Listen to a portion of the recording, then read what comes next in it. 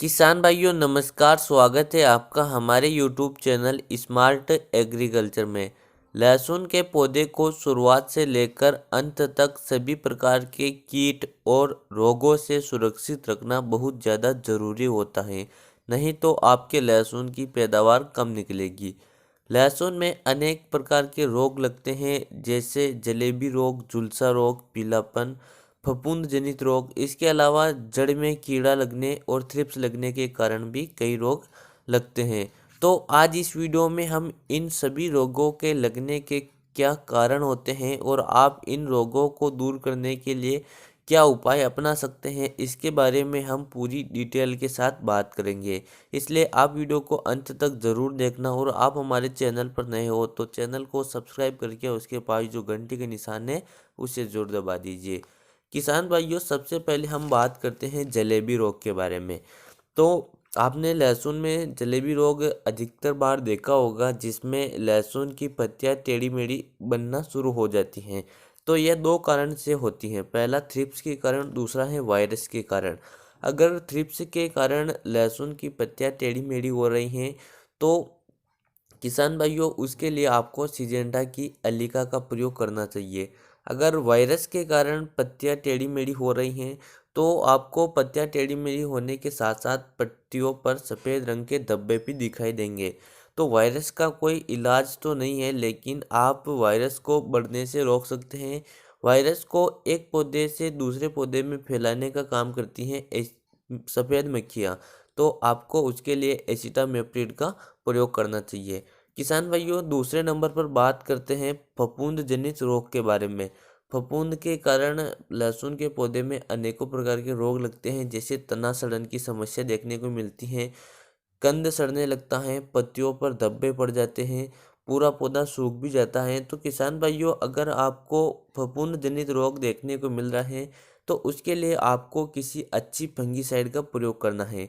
Fungicide के रूप में आप यूपीएल की साप का प्रयोग कर सकते हैं। इसमें कार्बेंडाजिम 13% और मैनकोजेब 62% होता है। आप इसका प्रयोग करना चाहे तो कर सकते हैं, नहीं तो आप कीटाजिन का प्रयोग भी कर सकते हैं। कीटाजिन भी एक बहुत अच्छी फंगीसाइड है। किसान भाइयों, तीसरे नंबर पर हम बात करते हैं नेमेटोड से होने वाली बीमारियों के बारे में। नेमेटोड एक प्रकार का बहुत ही खतरनाक रोग है। नेमेटोड मिट्टी के अंदर रहकर फसल की जड़ों में गांठ बनाकर रहता है और फसल को नुकसान पहुंचाते हैं।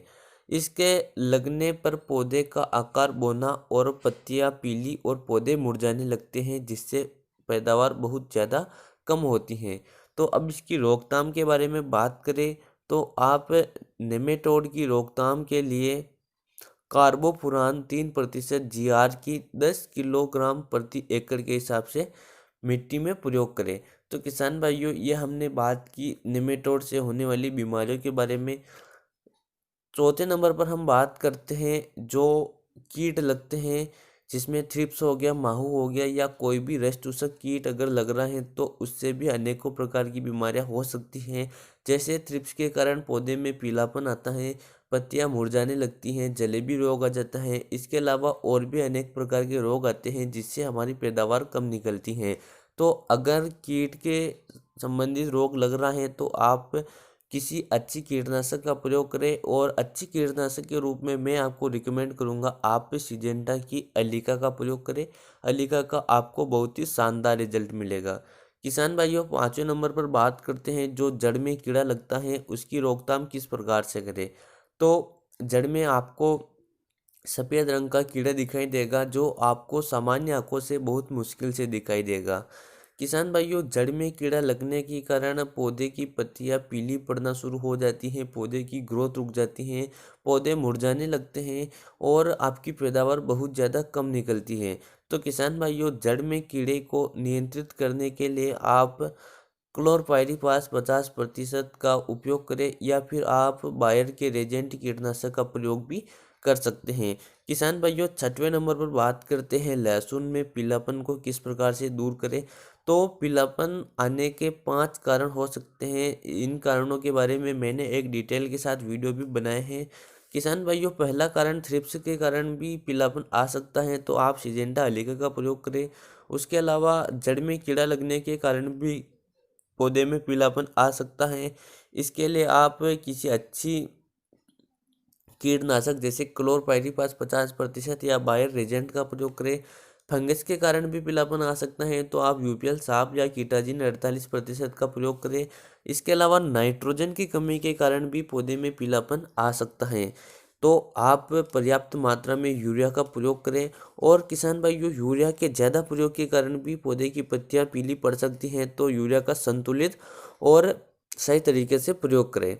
उसके अलावा पानी का अगर ज़्यादा भराव हो जाता है तो आपके लहसुन में पीलापन आना तय है। इसलिए आप जब भी लहसुन की सिंचाई करें तो आप ध्यान रखें कि आपके खेत में नमी खत्म हो जाए तभी आपको सिंचाई करना चाहिए। उसके अलावा सिंचाई करते समय इस बात का ध्यान रखें कि पानी का आपके खेत में ज़्यादा भराव नहीं होना चाहिए। अगर ज़्यादा पानी बढ़ जाता है तो आप क्यारियों के अंत में पानी को ज़रूर बाहर निकालिए। तो किसान भाइयों, ये हमने बात की लहसुन में लगने वाले प्रमुख रोगों के कारण और उनके उपाय के बारे में। अगर कोई रोग छूट गया है और तो आप हमें कमेंट करके पूछ सकते हैं, आपको आपके कमेंट का सही जवाब दिया जाएगा। किसान भाइयों, उम्मीद करते हैं ये वीडियो आपको पसंद आया होगा। वीडियो पसंद आए तो वीडियो को लाइक ज़रूर कीजिएगा। चलिए मिलते हैं अगले वीडियो में। जय जवान जय किसान।